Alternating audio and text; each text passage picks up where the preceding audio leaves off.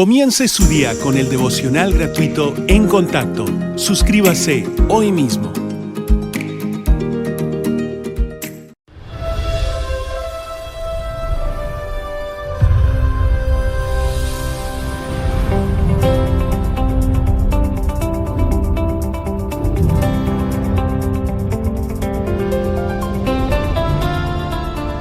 En Contacto con el Dr. Charles Stanley celebra 45 años de la fidelidad de Dios.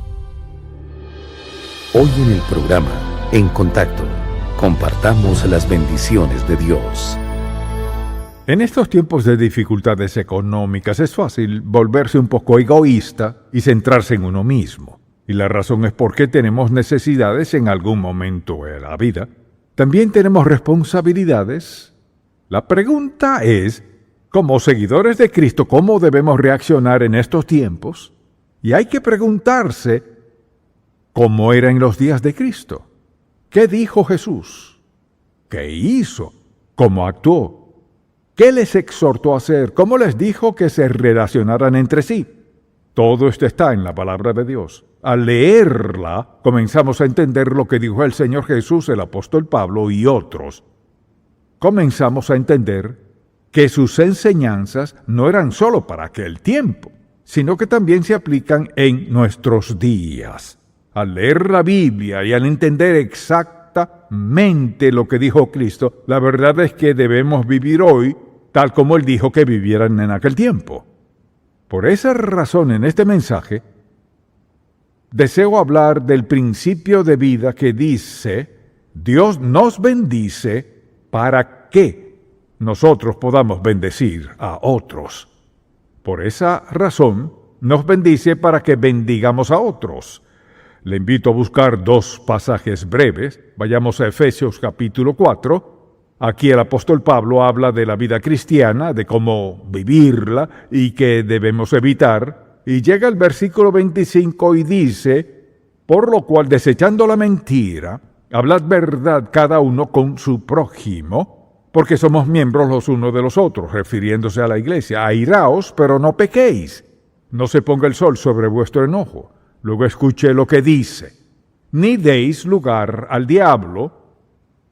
El que hurtaba, no hurte más, sino que trabaje, haciendo con sus manos lo que es bueno, para que tenga que compartir con el que padece necesidad. Vayamos a Timoteo, 1 Timoteo capítulo 6. Aquí el apóstol Pablo vuelve a tratar el mismo asunto. Notemos lo que dice en el capítulo 6, versículo 17. Dice: a los ricos de este siglo manda que no sean altivos, ni pongan la esperanza en las riquezas, las cuales son inciertas, sino en el Dios vivo, que nos da todas las cosas en abundancia para que las disfrutemos. Luego dice: que hagan bien, que sean ricos en buenas obras, dadivosos, generosos. Dice que no roben, sino que trabajen para compartir. Y quien tiene riquezas, que no las guarde para sí. Dios quiere también que compartamos. Al pensar en esto, consideremos bien el hecho de que Dios nos ha bendecido a cada uno, y al bendecirnos, algo que Él tenía en mente es que nosotros fuésemos de bendición para otros. Definamos qué es una bendición. Pedirle a Dios que bendiga a alguien es pedirle que intervenga en la vida de esa persona de alguna manera para su bien, quizás su felicidad, gozo, o que supla alguna necesidad en particular que tenga. O sea, es pedirle que intervenga en su vida por algo a favor suyo.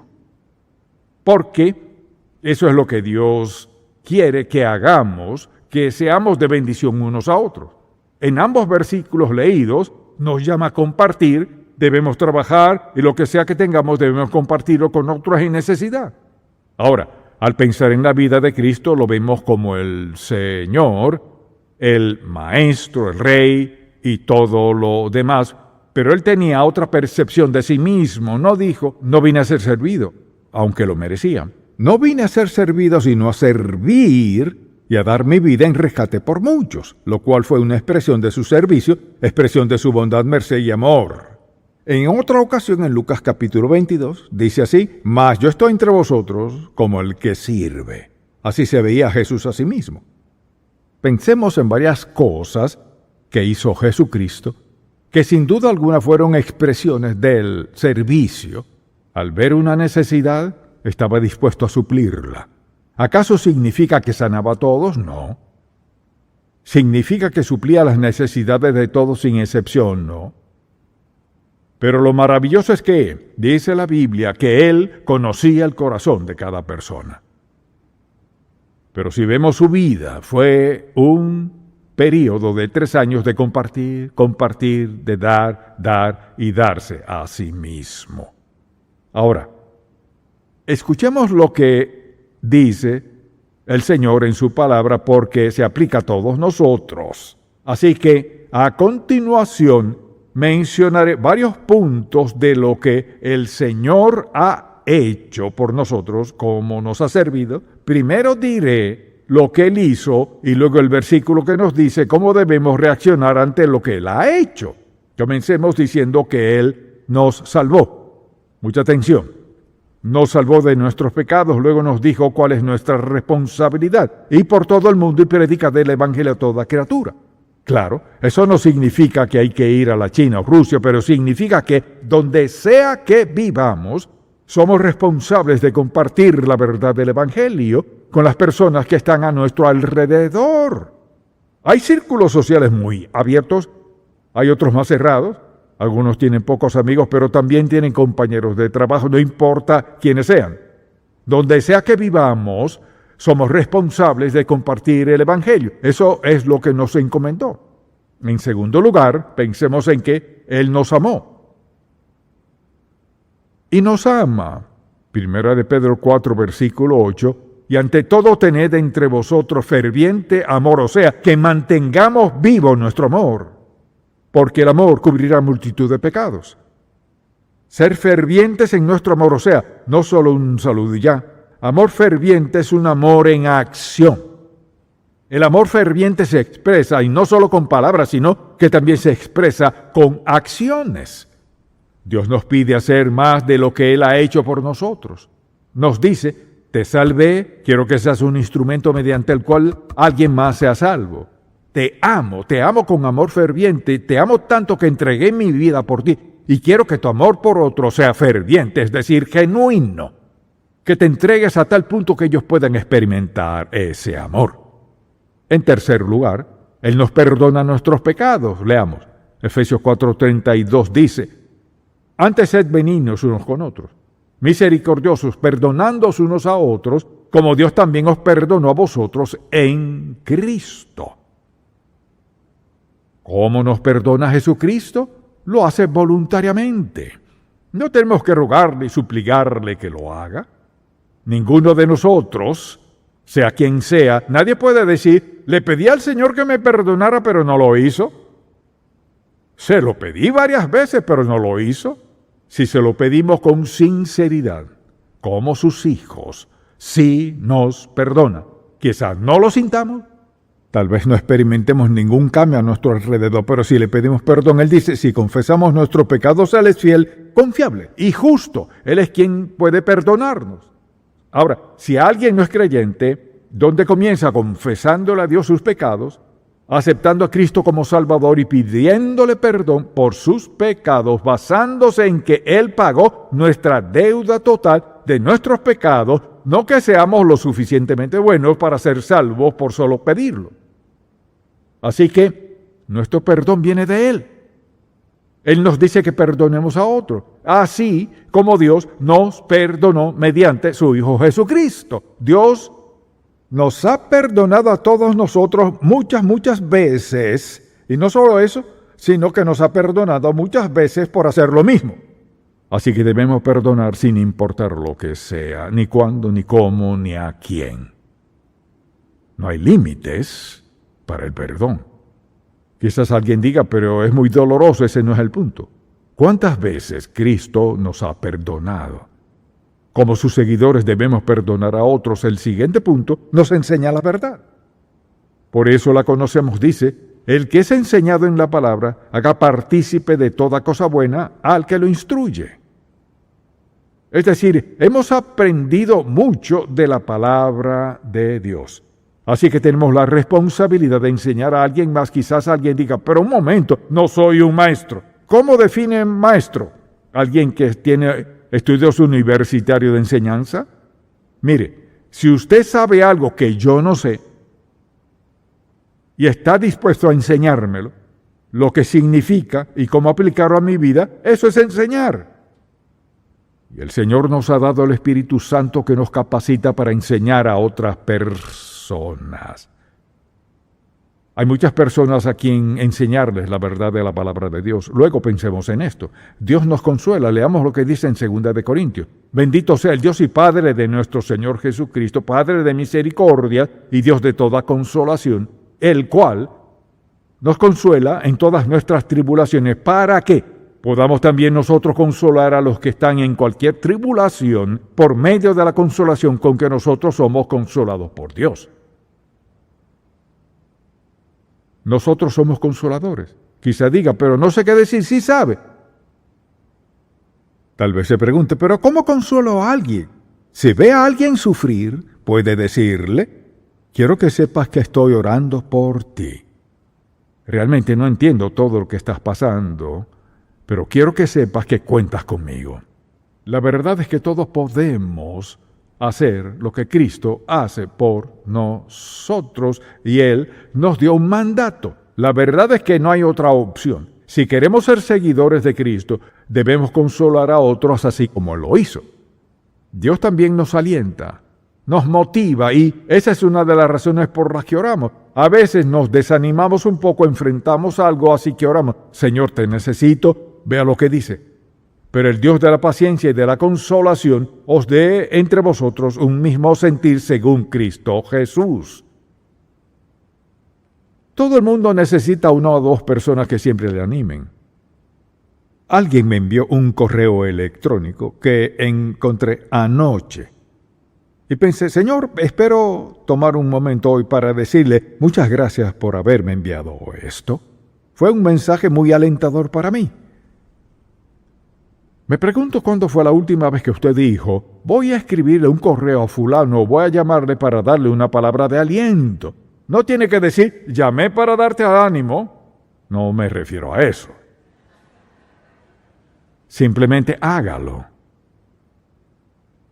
¿Y sabe qué? A veces una palmada en el hombro o un apretón de manos puede dar mucho ánimo a algunas personas.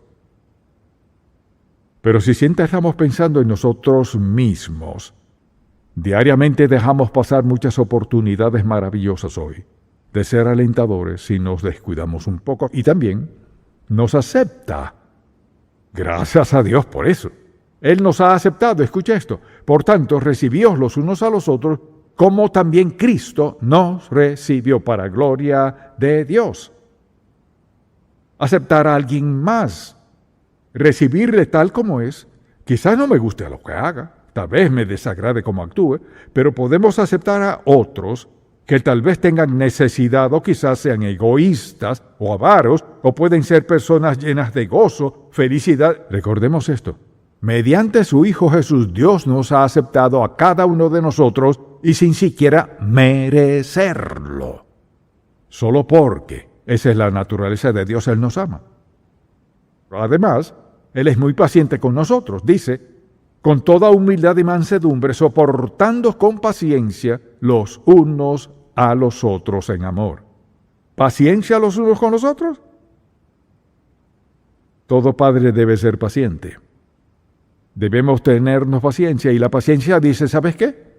Puedo esperar hasta que aprendas esto, puedo esperar hasta que me perdones, hasta que cambies. Puedo esperar a que me pagues, o puedo esperar.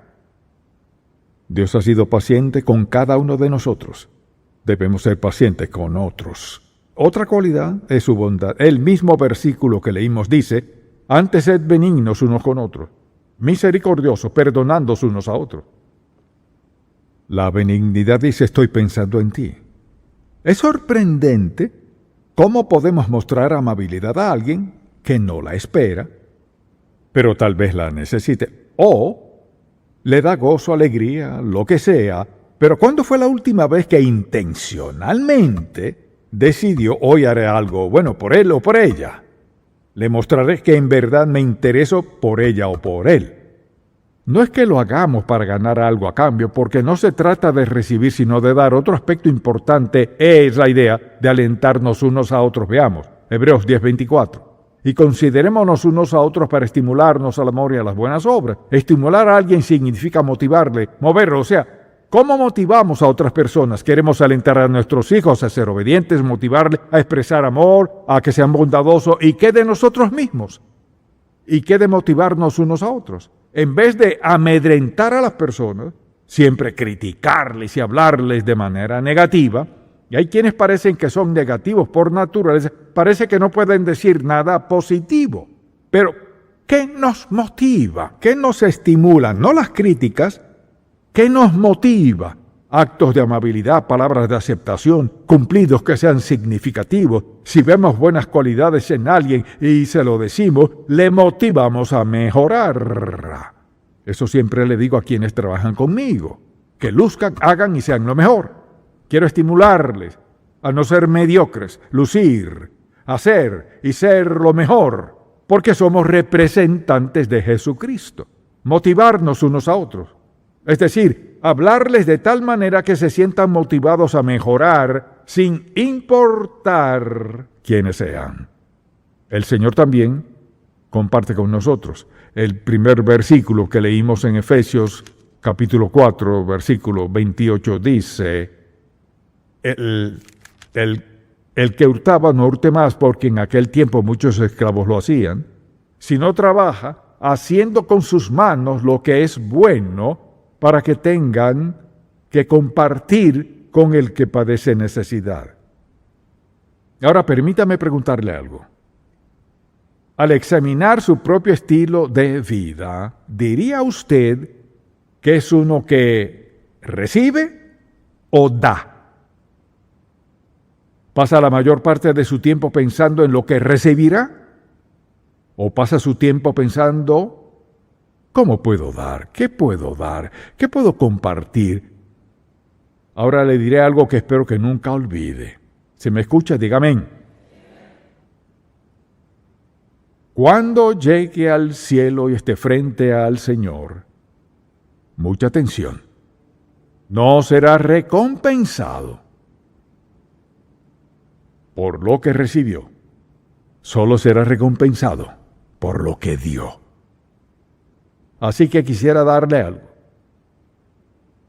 En este momento quisiera darle la oportunidad de cambiar el rumbo de su vida, el destino eterno de su vida y la condición de su vida.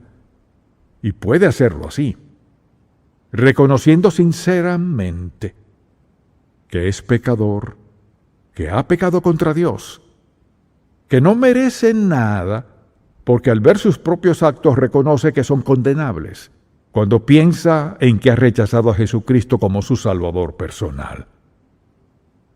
Así que la invitación es que le pida al Señor Jesús perdón por sus pecados y reconozca que no lo ha aceptado como Salvador, ha tratado de actuar bien, pero la Biblia dice que eso no funciona.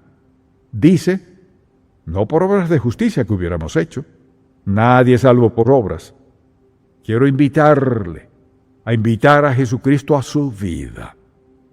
Pídale que le perdone sus pecados, ríndase personalmente a Él y dígale, Señor, te quiero en mi vida. Quiero que vivas en mí por medio de mí. Necesito el perdón de mis pecados. Quiero ir al cielo cuando muera, pero quiero que mi vida cuente desde hoy.